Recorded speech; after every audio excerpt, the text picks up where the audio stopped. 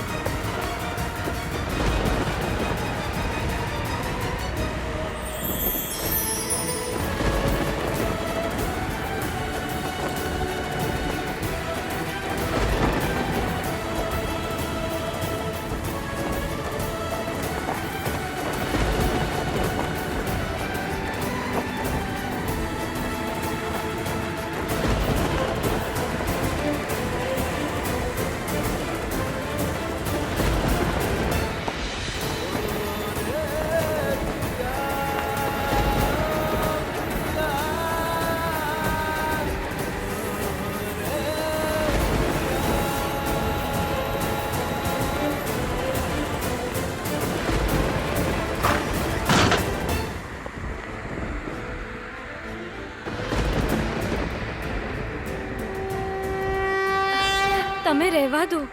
તમને માતા આવ્યા છે ને, તમને આરામની જરૂર છે.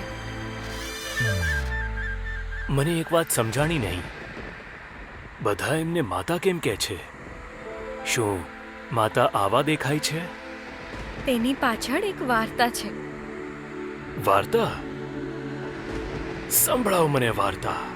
શું છે વાર્તા? જૂના જમાનામાં છે ને, જવરાસુર નામનો એક રાક્ષસ હતો, જે બાળકોને તેજ તાવ દઈને મારવા માંગતો હતો. ત્યારે છઠ્ઠી મૈયાએ શીતલા માતાનું રૂપ લીધું. શીતલા માતા? એ જે બહુ બધા પથ્થર એક સાથે? હા, એ જ શીતલા માતા. તો જ્યારે અસુર બાળકોને તાવ દેતો, મૈયા બાળકોના શરીરમાં પ્રવેશ કરીને તાવ ઠીક કરી દેતા.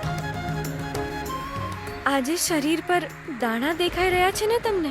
આનો મતલબ છે કે મૈયા તમારા અંદર છે, તમને અંદરથી ઠીક કરી રહ્યા છે.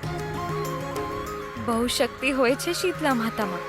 તે પોતાના કળશના પાણીથી રોગીઓને ઠીક કરે છે અને પોતાના ઝાડુથી દુષ્ટોને સજા પણ આપે છે.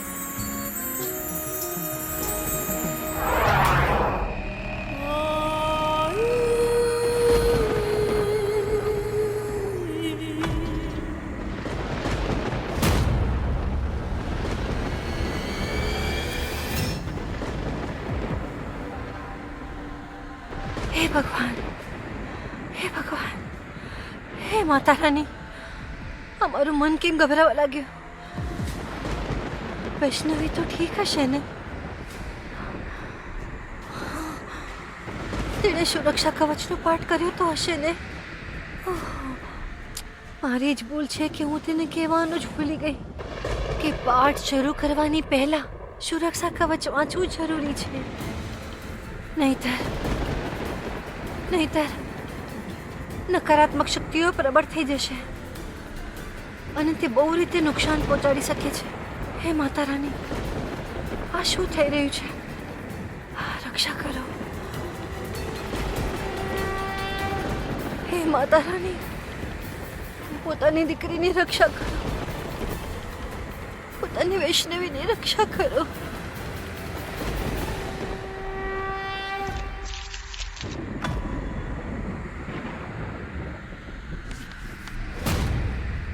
હાય મારી મૈયા, રક્ષા કવચ વાંચવાનું તો હું ભૂલી જ ગઈ. હવે આનો લાભ અમે ઉઠાવીશું. તમે પ્લીઝ અખંડ જ્યોતિને બુજવાથી બચાવો. મને હમણાં ને હમણાં રક્ષા કવચ વાંચવું પડશે.